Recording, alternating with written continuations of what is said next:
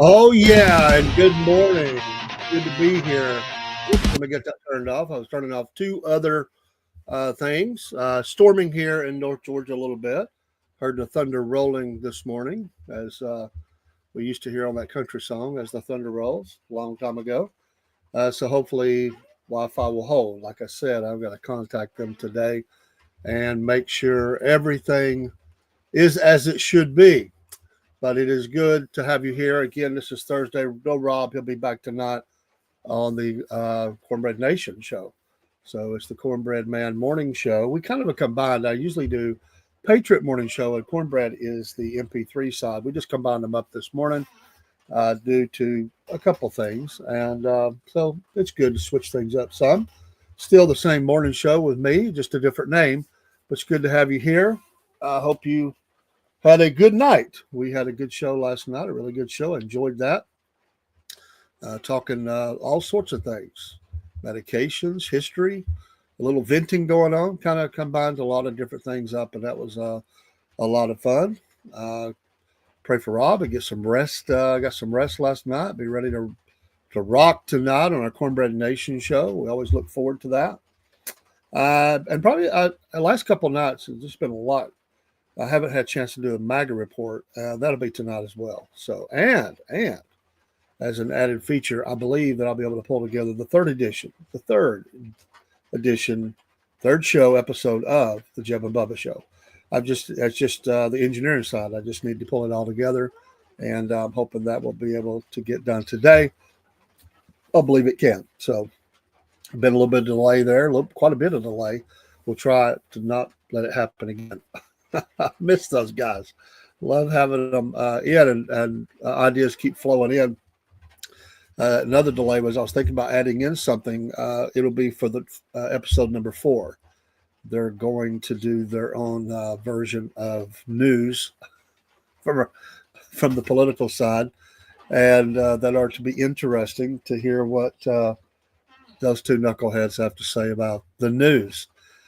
Well, this morning, as we look at birthdays on this June 26th at 6:06 a.m. Eastern Standard Time, Ariana Grande, 31 years old. God, it seems like she's been around forever. Seems like it ought to be older than that. And Jeanette McCurdy, 32. It was interesting that they had, a show together and then 1 year apart, and then a bad breakup, as you say. But they had a funny show. My granddaughter thought it was funny, and when you're with got your kids and you watch a lot of stuff you didn't think you'd watch. So a really cool guy, Italian, bring it from the Italian side. Robert Davi. I used to love to listen to his show. I haven't got to listen in a long time. I'm not even sure if he still has it. 71 today. Great actor, but he's conservative, and he has. I used to listen to his podcast a lot when I was out on patrol. I did a second job on patrol for security, and it was great to listen to Robert Davi. He's really interesting fellow, and he kind of gave you the insight on a lot of stuff, and that's really what moved me back. Him and one or two others was really what moved me even thinking about moving back towards podcast, was listening to Robert Davi. Derek Jeter today, the great baseball player, Hall of Famer, 50 years old. God, I do feel old. 50 years old. Today, if it's your birthday, happy birthday to you. And trying to look and see if there's any more I want to mention. There's always some of these.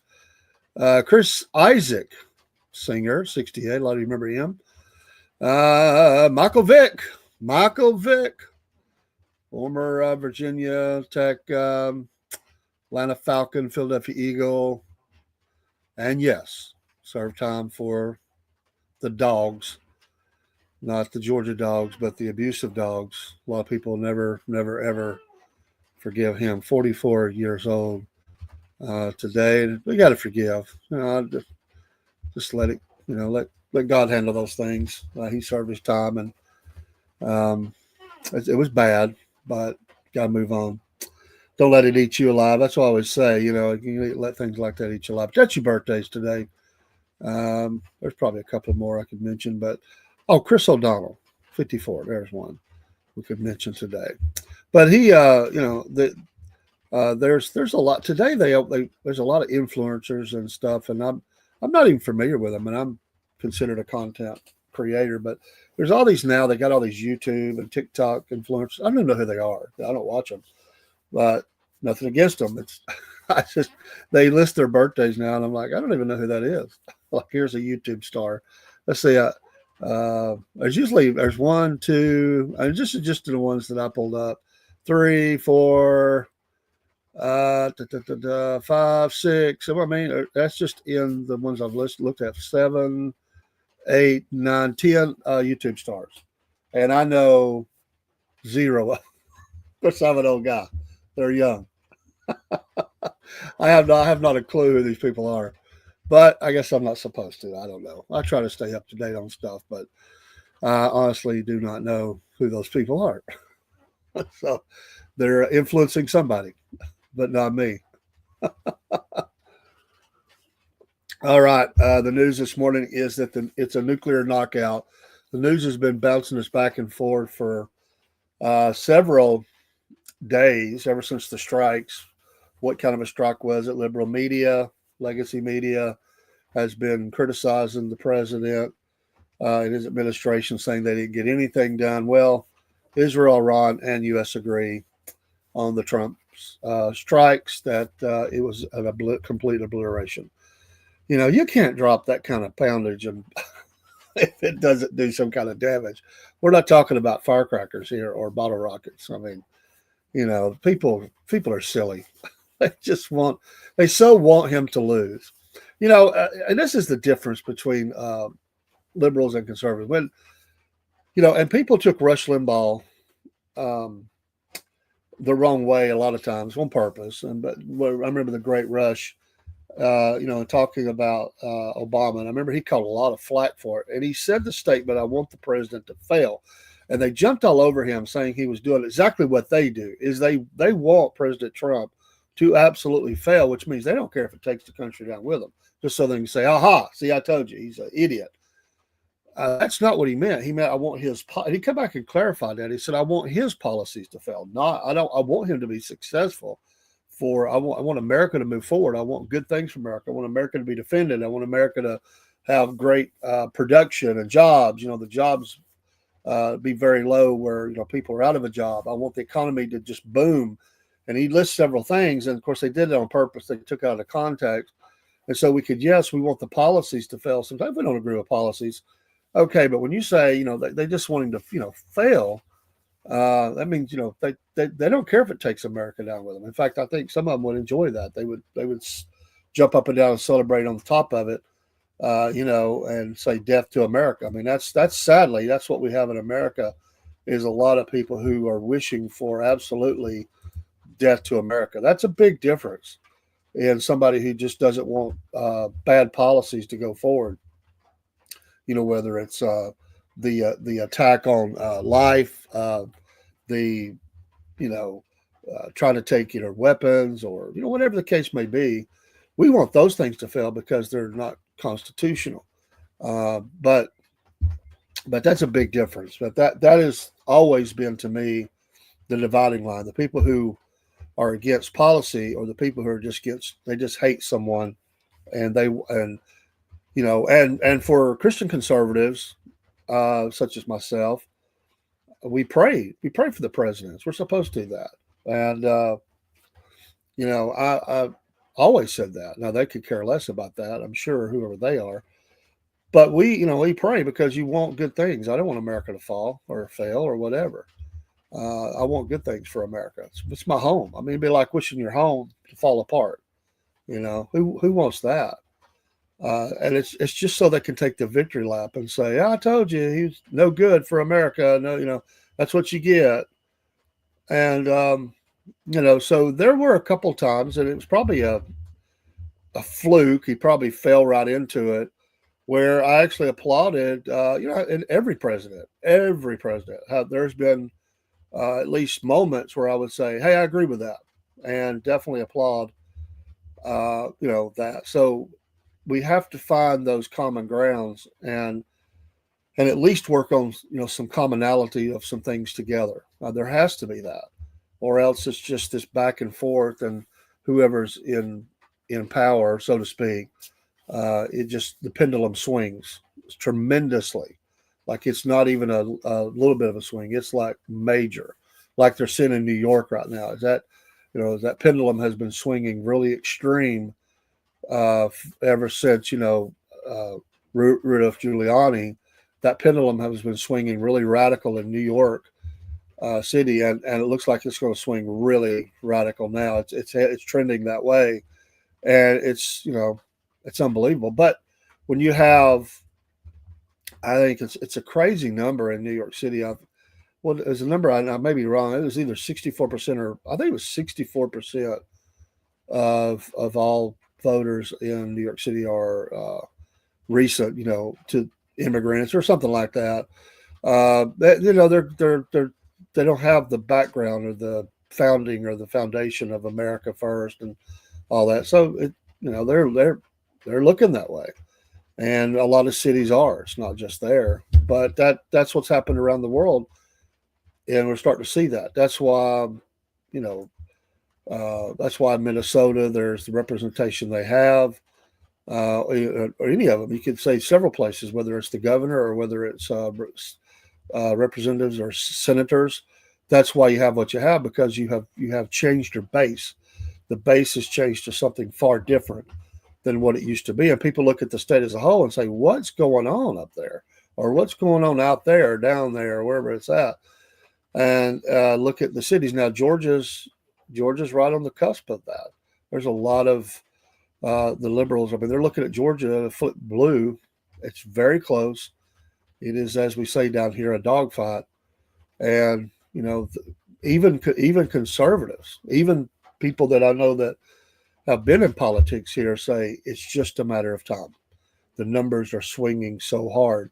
I say that may or may not be. I've heard that for a few years, and they've been wrong. But those numbers are very, very tight, and that absolutely could be what will happen in the near future. So we'll see. People get mad at me for saying that. It's like that's not going to happen. People in Georgia vote that out and all that, but we can already see that on the Senate level. We can already see that swing, and it's just a matter. It may be just a matter of time.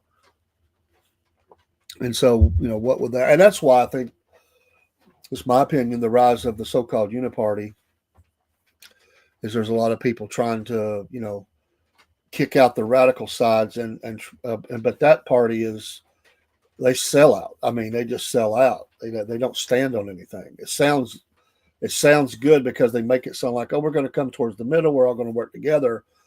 But it's far different than a conservative should even think about, because it tends to really force conservatives to go really liberal, and that's not the answer either.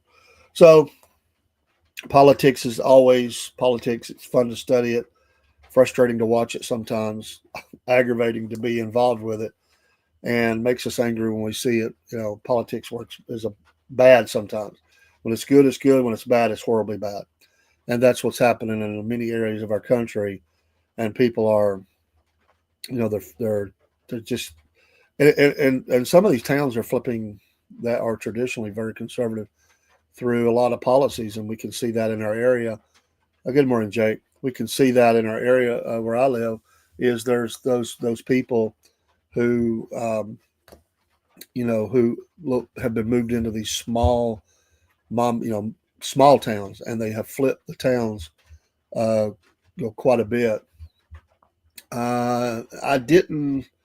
Well, maybe, Jake, I saw a little bit that they. Honestly, I think I might have saw something on it. I was pretty busy, and I didn't get the chance to check all the news about any charges being dropped on Diddy. But it just depends. Sometimes that happens in cases, especially if there's a lot of charges. You'll see sometimes some of that. Sometimes there's a combination. Sometimes that's all up to prosecutors and grand juries, and what they think, district attorneys, and what they think they can move forward with. So not uncommon. It happens quite a bit. You put your strongest uh, case on the table and go forward. And that's frustrating to the public sometimes because they look at a person, they say, what are they doing dropping these charges? And it's not what you think, it's what you think you can prove. And you got it. Nobody wants to lose. And so you put your strongest cards out, so to speak, and you go with that. And that's what you can prove is far different than what you think. And no, why do you don't apologize, Jake? How's my which one? I have more than one granddaughter. You probably mean Kaylee, but my granddaughter is doing good. They're all teenagers, so the granddaughters are. So it some yeah, Kaylee. Sometimes it's they've all got different personalities. I love them to death, every one of them. They're at different stages because even a few months apart, and they're 2 years apart each one of them. So I have, in fact, in 15 days, she'll be 13. So I have 13, 15, 17, and it's a different emotional level, maturity level, attitude level. I got one that's the mouth. That's Kaylee. We have to work on mouth. She's a good girl, but she's the mouth. There's no doubt about it. I have one that's she's the one that's going to push the envelope always. Can again love them all. They all are wonderful and sweet and beautiful. But Jake's birthday is July 28th. Well, happy early birthday. A little more than a month out. And I have one that's the sneaky one. She's the plotter planner. But yeah, they're all at different levels. So whenever you had kids, they're always the one who would think about doing some things. Others wouldn't think about doing that, but it's challenging in different ways. And then they don't always get along. Sibling rivalries, and it is very weary to me sometimes. But that's the beautiful thing about being a grandfather is you can detach yourself away from most of it. Now Kaylee lives with me, so it makes it a little more difficult on that one. Robert's fine. He's resting up. He was had a long day yesterday. Was on the road, on the go a lot, and was completely wore out last night. He left. Way before the morning show and didn't return until late afternoon, and was just wiped out and said, "I'm going to bed." So that's what he did. Yes, we do, Jake. We absolutely do have a festival coming up. Looking forward to that. And I've been announcing that. I ran Robert's video last night. It was really meant to just put out on the socials, but I decided, since it was a long show, I decided to run the full thing last night. I hadn't even saw it. Hadn't had time. We'll try to get it out there today. I've still got videos to load up. I got bunches of videos to load up on the socials. MAGA minutes, Bible devotion, some conservative thoughts. I've got some in the can, which is kind of nice. Sometimes I even go on the weekend, just release them over the weekend. Most of them are to the, I can do them at different times, depending on what the topic is. Sometimes there's an urgency and I've got to get them out really fast if it's a fluid situations changing. But those are really nice. I put them on a lot of the streams. Sometimes not every single one, but most of them. We put those out, and that video will be one of them that will go out on some of the social streams today, probably, if I can find the time. I went back to. You've heard that Rumble is coming up with shorts. Okay, maybe I haven't heard that, but they're making a lot of changes and a lot of adjustments. And as creators, we're in their content creator program.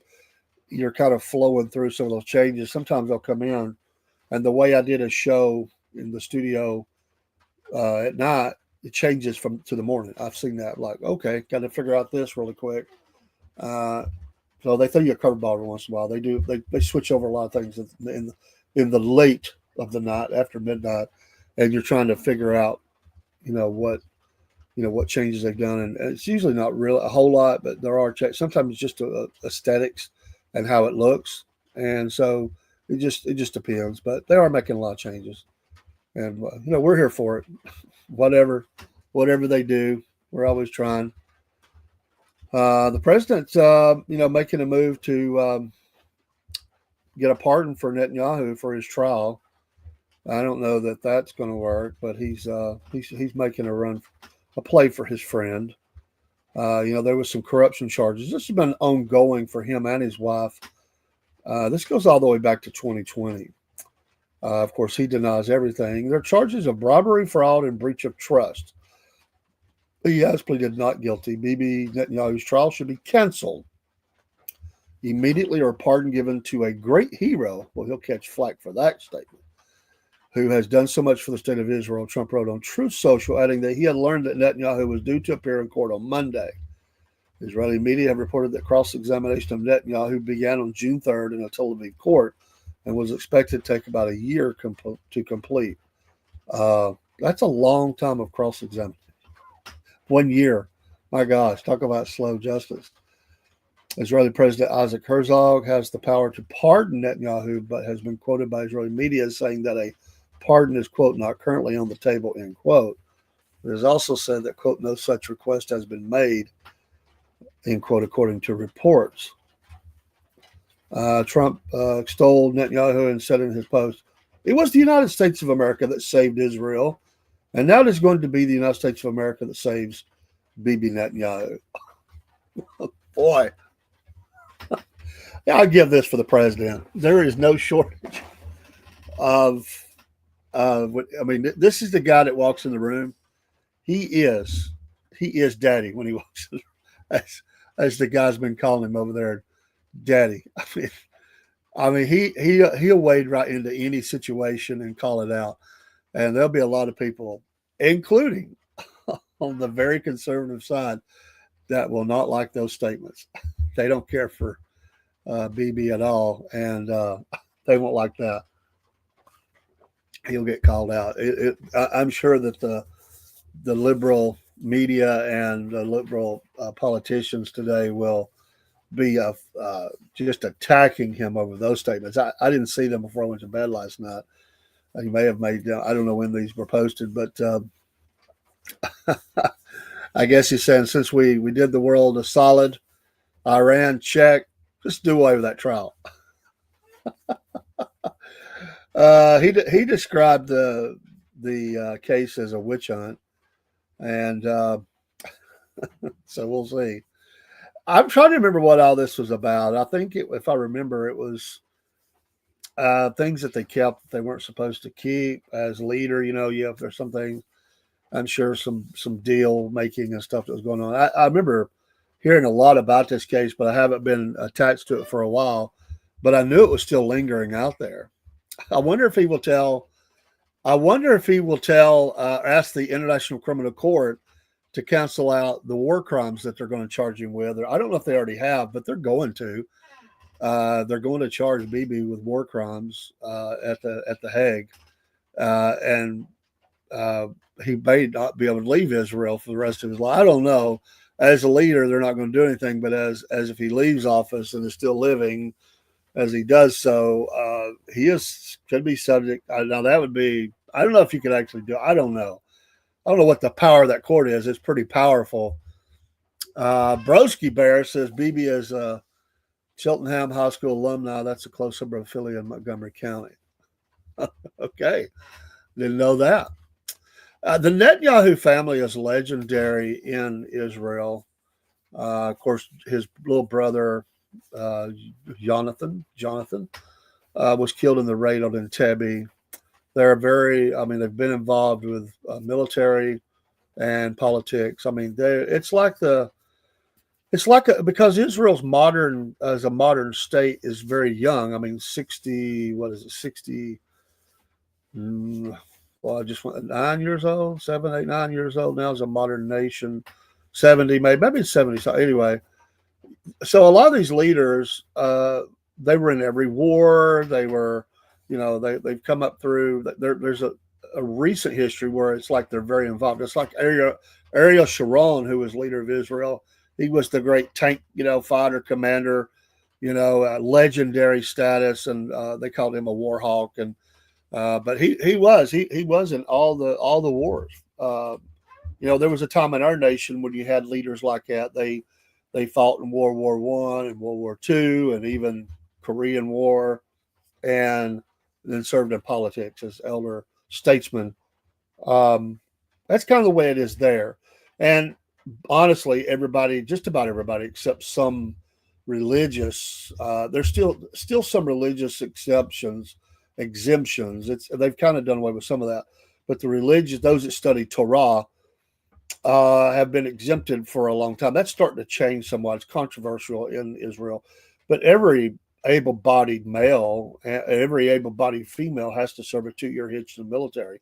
That's required, and then you can go into a career. And I have Jewish friends that were Sabras, born there in Israel, and they all served. And some of those stayed, and obviously in the early days where they needed every able-bodied person. In fact, even this day, when there's a big operation going on, they usually call up all the reserves. So you're kind of on reserve the rest of your life until you're just so old you can't do anything. But it's like our National Guard; they call them up and to support operations because it's a small country. It's not that many people really. I mean, it's smaller than what is it, size of Rhode Island or Jersey or something. It's not that big of a nation, but boy, it sure does get the attention of the nations, don't it? But Netanyahu's is pretty famous. But I encourage you, if you've never watched the movie, read one of the books. I read one just called Jonathan, and it's all about his life, but it covers the raid on Entebbe, and that was quite an operation. So we think back to the Munich Olympics and the horrible assassination of all the Israeli athletes. This is the backdrop of when I grew up. All the politics. I wasn't around. I was born in the '60s, but I don't quite have memories of the water cannons and stuff on people. But you go into the '70s. I remember all the Vietnam stuff, all of the protests, all of a lot of stuff like that. So and then the '70s were the decade of the airliner hijackings, and that was huge there for a long time, and people were afraid to fly. So I grew up in the backdrop of that. So I'm pretty, and then studied Israel a lot. Never been there, but studied Israel a lot, history and current politics and stuff. So I have a pretty good working idea of how things work there, and history of their military and how things work with the IDF. Their Knesset, their Congress. It's interesting. They're very liberal, very very liberal. And the thing I do like about Netanyahu is he can speak English as well as he can speak Hebrew, and that gives him in fact, he knows this guy, whether you like him or not, he knows more about American politics than some American politicians. He absolutely knows the ins and outs of American politics, the history of it, how things work. He understands that better than some of the lame brains we've got elected.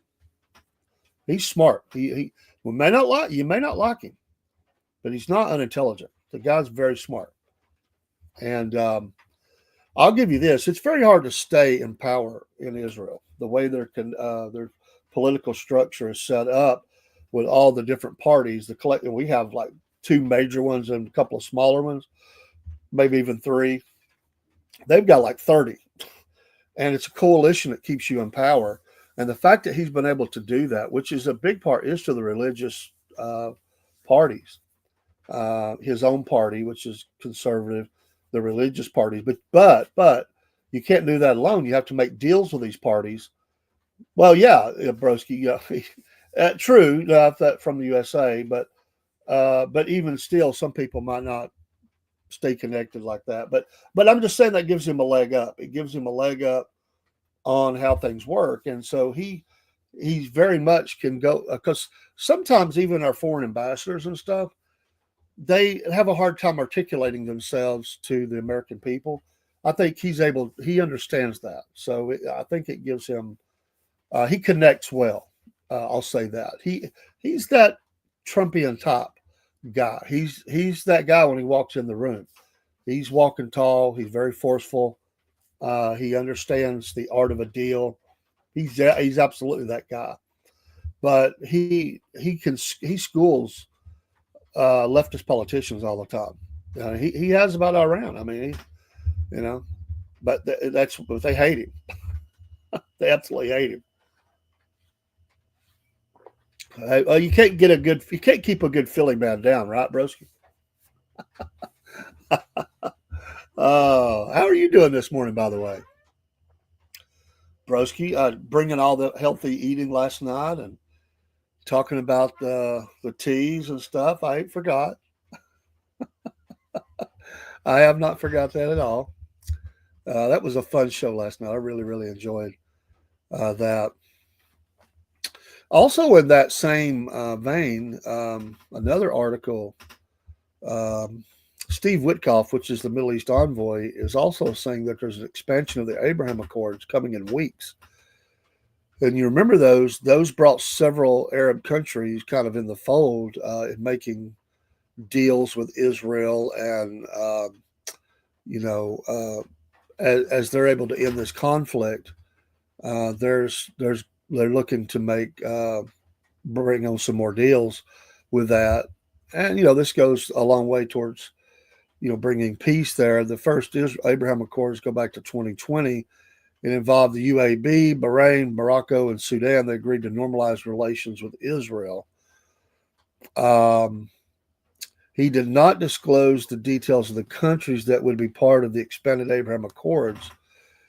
At Israel's 77th, I said 70, I couldn't remember, 70, boy, time flies by, 77th Independence Day reception at its embassy in Washington, D.C. last month, he said something similar on the expansion, saying the announcement will be coming very soon. Speculation is that Saudi Arabia could be brought into the fold. That would be big. And of course, we've made a lot of deals with the Saudis over the years. Um, and the more they can do that, that kind of neutralizes some of those more rogue Arab nations. Um, you know, it's a good time to do it because there would be a lot of them not wanting to push the president right now, thinking he might push the button on another strike over their country. Uh, it means he's a lefty. Yeah, that's true. Absolutely. But now Netanyahu will he knows that base, the Christian base, and he plays to it. He's not a Christian, but he plays to it. He definitely reaches out, and he understands. He'll say, "God bless America, God bless Israel." I mean, he gets that, and he knows that the Christian tourism of Israel is a big part of their economy. He's not stupid. He understands that. So those tour groups that come over and tour Israel constantly is huge, and it keeps a lot of those little business owners, those little shops and restaurants and things open, especially in tourist areas. And so they need peace over there because a huge part of their economy, not all of it, but a huge part is tourism. They're also very big in agriculture, diamonds, and other things. They've begun to get into some more manufacturing, but they're very big in flowers and fruits, and that's a big. It's amazing, really, the beauty of the desert after so long of it was a wasteland at one time, and the ability they only get 2 months of rain, and so they've learned to capture the dew and different things to water the crops. It's pretty amazing. Of course, desalination plants as well have been established for such things. Um, but they're a huge diamond broker. Uh, Huge. People don't know. A lot of people don't know that they're big in medical invention, which many times are sold to other companies, renamed. So because people won't buy them if they know they come from Israel. So they sell. They'll make the invention. They'll sell it for big money out to other companies who rebrand it and make it theirs. So it's officially theirs, so they can rebrand it, and people buy it, eat it up all day. A lot of your medical invention comes from Israel. A lot of people don't know that. They're very much on the forefront now. I don't know how much that Wiseman Institute being hit is going to hurt some of that, but as far as the science part, but they're very big along a lot of medical breakthroughs. So Motorola has a big plant in in Israel that they caught some flack for building that there. The the some of the world has tried to bring what is it boycott, divestment, and boycott. Let's see, boycott. No, it's what is it anyway? If your company is outside of the former Green Line, which means they call it the occupied territories, they want that sticker put on there because people won't buy it if it comes from there. So even I was reading about a wine. He was a wine producer, and he was forced to put that on his boxes because he was just outside of that. And there's some countries won't allow that into their country, and there are people that will just not buy your product because of that. So there's a lot that goes on with that. Yes, Broski, Jews and diamonds go hand in hand. Tiva Pharmaceuticals, yes. See, I love a guy that has knowledge. I love that, because a lot, you talk about this stuff to some people and they're like, huh, what? Never heard of that. What are you talking about? But just paying attention to what goes on in the world. It's a big deal. And people just don't realize how much the Jewish people influence their lives. Now they always talk about from a negative, but if you only knew a lot of times how much it, if you go back in America, it's tremendous. If you go back and you look at all, and I would challenge people to do this and go back and look at all your entertainers that you like from far long ago to current day, and look at how many are Jewish, at least Jewish, have Jewish part, at least part Jewish, and they've changed their name back in the day because of anti-Semitism, and how many are just have influenced their lives through medical breakthroughs. Their doctor maybe even, um, you know, it'll amaze you. It really will. Amen, brother. I wouldn't say trust. I wouldn't even say put trust there. What I would say is it's kind of like the person you have to deal with. I would just say that he's certainly not discerning. He's not a Christian, but he is smart enough to understand uh, to keep the Christian community close. He doesn't want to push them away. But they are the San Francisco of the Middle East. Absolutely, I can say that, especially Tel Aviv. Now, when you get over to Jerusalem, it's not Christian, but they're not going to allow certain things over there. The religious community is absolutely not going to allow that to march down the streets of Jerusalem. There'll be fights and stuff. But in Tel Aviv, there's a huge, those parades happen often. And you're, I mean, yeah, you are. It's a very leftist nation, very liberal, tremendously liberal, very, anti-Christian. In fact, more so because the religious, when you look at the kashrut and the kosher and all that, the religious parties have been able to hold on to citizenship, immigration for a long time. And the Knesset ruled several years ago. They didn't want to allow anybody who has Jewish heritage that was called themselves a Christian or Messianic to be able to be accepted in as a citizen in Israel. That went all the way to the high court. They ruled in their favor, meaning the people who are, say, I'm Messianic Jew, or I'm a Christian now, but I'm Jewish. They fought that and won, but they still catch a lot of heat, and it's very they come after groups to kick them out of the country. A lot of my Christian friends have been kicked out of Israel over the years due to ongoing ministry and stuff like that. Hey, thank you, Tala. I hope I said that right. Tala. If I said it wrong, correct me on the Podbean side there. But it takes one phone call in Israel, one phone call. So everybody knows somebody that's in these departments, and you call somebody up and say, "Hey, I need Mr. Cordell. He needs to be removed. He's not a citizen. He's causing a stir over here. He's talking about Jesus and been handing out literature, and I think they're running a church service out of his apartment or something." One phone call and you're out. They'll get you. Now you have to go out as a non-citizen in Israel every 3 months. You have to, and you have to redo your until you get. We have, and we can't say names. I know someone who was born. A matter of fact, might have come from Philly. Matter of fact, I'm trying to remember where he came from. I know it's Pennsylvania, and became a missionary. Runs an org over there which helps people with stuff. I won't be careful here what I say. And was able to get the citizenship because he was Jewish. Has had 3 children born in, I think it's 3 or 4, in the nation, and lives there. Has citizenship. But if you're not a citizen, they will never give you a long-term visa. They give you a working type visa, and so you have to leave for 24 hours. So a lot of people like that. They'll fly to Turkey and spend the night. But when you come back in, you never know if you're going to get allowed back in. You never know. And it's every 3 months you live through that. And they're very perceptive. They kind of sometimes know it's just, are you causing a problem? But they're going to start asking you a lot of questions. When you go through customs back in, they're going to pull you to the side. And they start asking you problems like, what are you doing here? You've only gone, now if you could teach or do something like that, that's a good way to stay in. But it doesn't matter what you are. If they want you out, you're out. And that's that we're getting more like that, which is what you should be.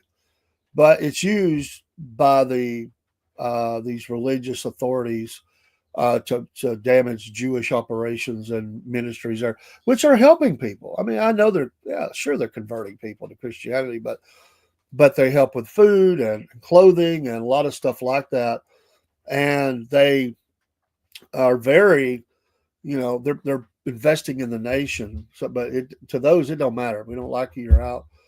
But I've had friends that came back through and they said, okay, we know what you're doing. We're going to let you back in to settle your affairs. You have 60 days to get out. If you don't get out, we'll arrest you.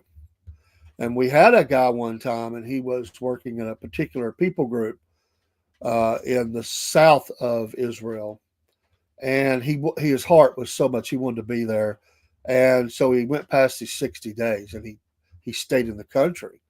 And he didn't want to leave the work. And people in America were telling him when they got communication with him, like, man, listen, you got to get out. When they find you, and they will eventually, you're going to be arrested. You're going to spend a long time in the Israeli jails. It's just over. You've got to come out. They're never going to let you back in. You're just going to have to redo. Your ministry's going to change. You'll just have to work with the same people somewhere else. And he finally did, because he had a family.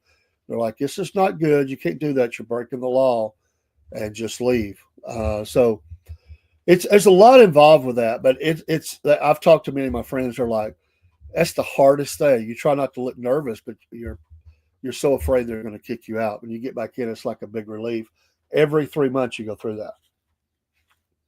And so you got to build that into your model of expenses, because you've got to fly out to somewhere close by, spend the night, and come back in. And again, it's very difficult. Broski, I love Trump, but you'll never hear me be pro-Israel government or pro-Jewish or Muslim religions. Don't get me wrong. I love everyone. I don't hate. Well, me too, brother. I don't think we're dissimilar in that. I love everybody. I don't support those things. I have a burden, a scriptural burden for Jewish people, but whether they convert or not, I still love them. I love people, and I want to reach out to people. I take people as individuals, and I've stood on the porches of Muslims and Jews and Buddhist and whatever you want to say, the different people groups, religious groups, and whatever, and learn about people. Just this week, I've been working at work with some people that are Kurdish, and learning a lot about their culture and their foods, and getting their perspective as some have been here in America a long time, citizens. Others are recent. They're not citizens, but they're here. They have been married, and now they're in the community here and going to work, and getting their paperwork all straight, coming to work. And so we do. We do. If I start drinking that tea you're talking about, we'll have even more in common, right? The black what? The black walnut cloves. What do you call that tea? Is it just black walnut tea, or I forget? What, do you have a name for it? I forget. My brain. I've slept since then. But I do like. Let me follow you. A follow back. Thanks for the follow there, by the way, on Podbean. If you and folks that don't know, we some mornings I run a simulcast with Podbean, so we're shooting out live there. Sometimes I just do a show in Podbean where it's just Podbean, and then it goes out to all of our MP3 sites. This morning I'm running everything together, so I have people from many different sources, platforms in here, and we appreciate you. God bless you all this morning. Um, happy Thursday. Guys, the week is going by really good. Um, yeah, you steep the black walnut hulls in cloves. I'm gonna do it, man. I'm gonna do it. I told you I'd do it. I'm a man of my word. I'm gonna see because you said I'd be a new man. My gut, I'd be a new man. I like cutting up you. You're awesome. I'm so glad you stumbled into our channel or however you found us. I don't know, and you've been a real blessing. I love having you here, man. You're right. You're our kind of people, and I love that you're here. And again, we love people. So unless people are ugly, I can handle disagreement if they're ugly. I don't want that. But as long as somebody will have an IQ above 30 and will talk somewhat coherently without being attacking, I'm usually in. It can be less than 30. I've talked to enough politicians to know that I've dealt with some that are less. That's mean. I shouldn't say that, but oh my goodness, But it'd be interesting to see what nations they do combine up with and pull in these Abraham Accords. Uh, I will say this for the president: he is the art of the deal, and he brings in a lot of business for America, and that's a good thing. Representative Thomas Massey was also in the news yesterday. He's wanting a ceasefire with the president. They've been going at it pretty good, and there is something interesting because he's up for reelection, and the president has said, "Vote this clown out." And there's a guy he wants to run, and he said, "I won't run." This is interesting. I forget the gentleman's name. He said, "I won't run unless I get the Trump endorsement." And he said flatly, in this district, if you don't have the Trump endorsement, you will lose. Massey will win. If you have it, you can win it. If you've got that's how powerful that endorsement is. And sometimes it doesn't work. Some areas are a little more close and it has it. But in most cases, that's truth. If you have the Trump endorsement, you win. And so the president hasn't said whether he will endorse this guy. But I kind of think he might because him and Massey but have not seen eye to eye. But he's wanting a ceasefire with the president. I think he's had enough of being in the spotlight and having the president score at him on True Social. We've never had another time in political history that I know of where a president has used those things to because usually they like to hold on to those communications from a president and craft them and put them in a certain format. Well, Trump just blown that up, and they tried to shut down his Twitter. He just said, "I'll start my own," and so he has this platform that he goes on to and blasts people. He just pulls out his phone and goes to work. That's most unusual, and I suspect going forward we'll probably see a lot more of that because now he's kind of broken the unwritten code on that you don't do that. He doesn't care. He breaks those codes up. And now he's got Truth Plus. He's building into more media. He's moving into the phones, which we're not. We're Patriot Mobile, but we're not moving that way. But he's like Kiss, the rock group Kiss. He markets everything Trump. He understands that, and so everything that has Trump sells. Even those that hate it, they'll buy it to burn it or something. But he makes the deals and he puts his name on stuff and he's markets himself. He really does, and it's successful. It absolutely works for the president. to do those things.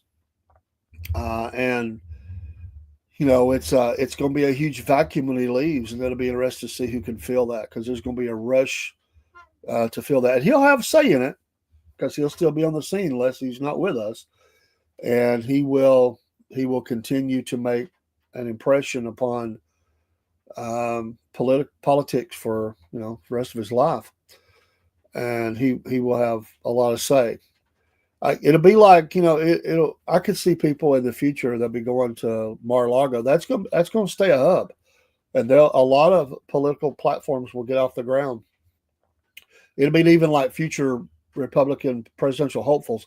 They'll be down at Mar-a-Lago having the conference, the summit with that would be then the ex-president, the former president, and getting that'll be a big deal. That'd be a big deal. It'd be cool though. It'd be great if the president, when he leaves, if he started a podcast. Wouldn't that be killer? That would be great. Would that not just, I mean, like his own show daily, where he just not only tweets, but he's got his own show, music, and he's on there talking about different people in politics around the nation. I think he would like something like that. But he likes golf so much, I don't know if he would actually do it.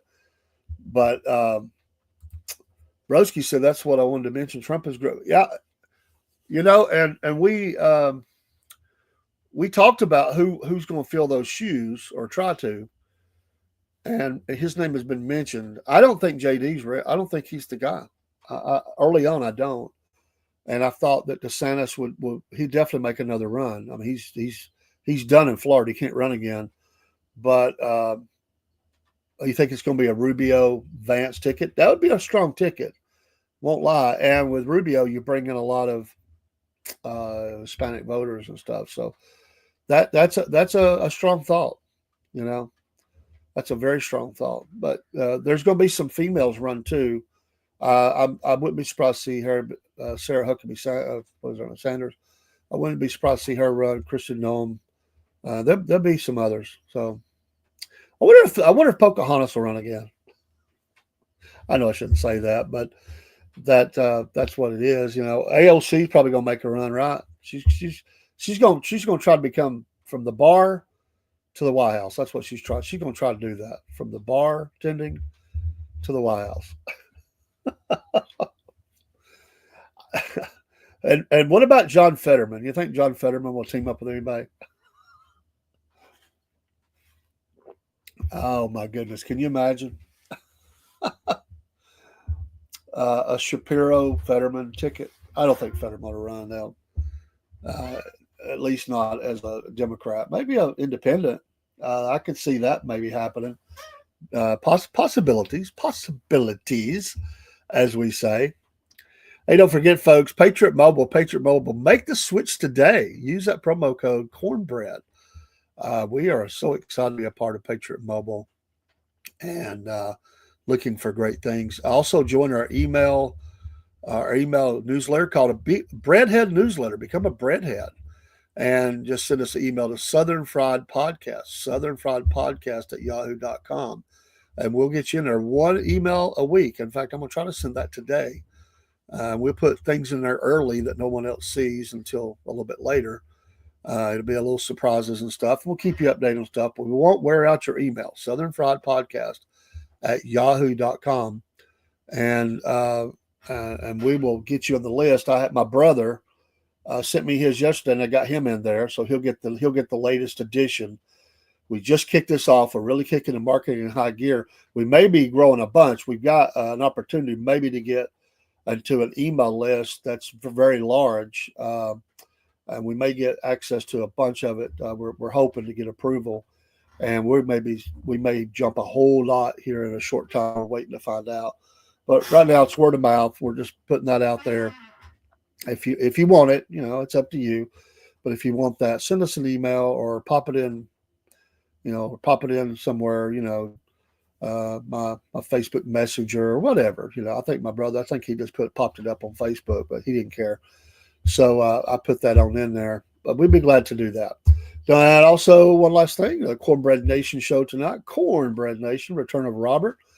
That kicks off at 8 p.m. Eastern Standard Time. It's unlike any other show Any other show scripted, we have the now legendary Jackleg segment, our Breadheads in History, Fan Mail with Rob, our I'm calling it now. We call it the Redneck Destination, but I'm just really calling it now the Cornbread Nation Destination of the Week. Kind of brings in more things, I think. It'll still have the same hijinks and different things we're looking at around the country, but I think it takes in more. So last week I began to call it that, and it kind of fits because that's the show, the Cornbread Nation Destination of the Week. So that's a lot of fun. We have a lot of fun with that show. We don't check the chats until late in the show usually because it's a scripted show live, and we have a lot of fun with that. So if you've not watched it before, give us a watch. Um, Thank you, Broski. Thank you. Sometimes things just meet up and match up, and you were definitely a match for our show. And I like our friend in Miami, the tow truck driver, who's now our friend, a big sports fan. And thank y'all for supporting the sports show. By the way, that is tomorrow night. Dean is working today, so we're going to do this week. Will be on 6 p.m. on Friday. James has had to take a leave, a hiatus. He'll be back. He's got some things, but Dean is going to step in as my co-host. He said, "Dave, I don't know as much about regular sports, but you'll learn." And hopefully, my friend Cook will get back in the fold and become that third member of the co-host. He's just a great guy. He's like my brother. Although we're not we're Christian brothers, but we're not blood brothers. But we've known each other just about our whole lives, and we've been friends for 35 or 40 years or whatever it is. Maybe longer than that. I don't know. And we live one street apart, have our whole lives. And he's a dear brother and loves sports. And he does check in on the sports show, and I'd love to get him more involved with that. But he's been taking care of his mom, and I understand those things are hard. Hey, we'll see you tonight. I do got to go to work. Hey, you got to pay the bills. Uh, we we pay the bills for the podcast. It pays for its own bills, most of them, and we're thankful for that. But I've got to pay for my bills now, so I got to go to work. I say that I'm ready. I'm having a great week at work. I hope you are too. Stay cool. Again, check on the pets. Check on the elderly. It's very hot in a lot of the parts of the country out there, and pray for the president. Pray for the administration. Pray for America. Absolutely. If you got nobody else to pray for me, and we would appreciate that. We'll go out with some music, and we'll see you tonight. God bless you all. We appreciate you. Take care.